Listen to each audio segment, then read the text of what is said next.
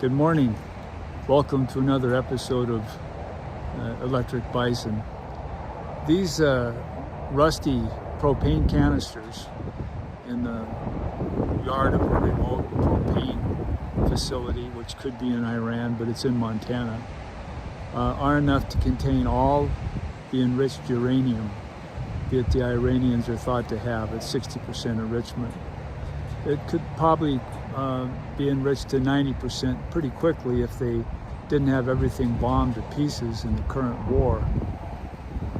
So it looks like the American government, our government, has decided that they're probably in tunnels around Isfahan, because that's not where they're bombing. So it's not to scatter this stuff. It's pretty dangerous, even without further enrichment. And it's going to be the heart of the matter. Whatever President Trump considers to be unconditional surrender, they'll be no surrender probably until this has been dealt with.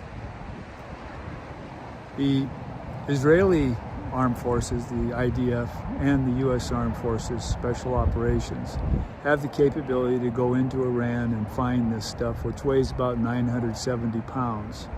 You can't throw it on your back and just run off with it or throw it on a helicopter. It's pretty heavy. They have the capability to do that if we want to risk having forces on the ground in Iran. We saw what happened during the Carter administration when we tried to rescue the hostages. It turned out to be a real disaster. So the question is, what's the best way to approach this?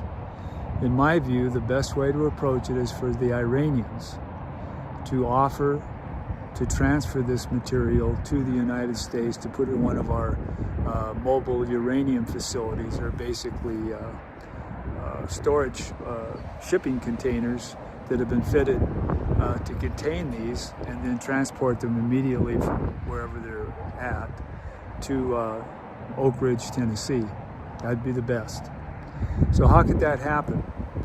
That could happen if the new Iranian government, whoever that might be, decides that the highest and best use of this material for trading purposes is to negotiate with the United States for President Trump to sign the United Nations Treaty Prohibiting Nuclear Weapons. That would make the United States the first of 9 nuclear weapon states to sign that treaty.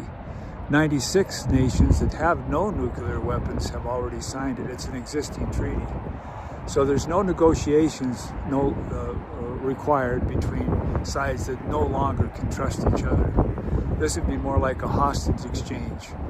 You know, we get these canisters someplace where that mobile uranium unit can pick them up and take them to Tennessee, as long as President Trump signs the Treaty Prohibiting Nuclear Weapons.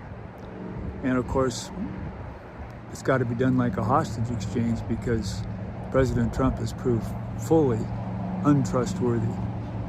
But it can be done. And so that's what I think we should do. That's what I think the Iranians should do, and I think would bring to an end this close of a very dreadful chapter in Middle Eastern history. Now, if President Trump signs the Treaty Prohibiting Nuclear Weapons, it'll set in motion, during the ratification process in our Senate, it'll set in motion a process for the United States to establish all the standards for the other 8 countries to also sign and ratify, if they have to, the treaty. So we'd be kind of in charge. It would be a major event.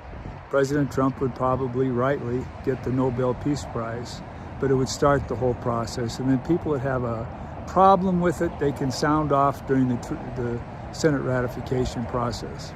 That's what I think. I think that's the simplest way to end this stupid war. And of course, one of the other 8 nuclear weapons country would be Israel.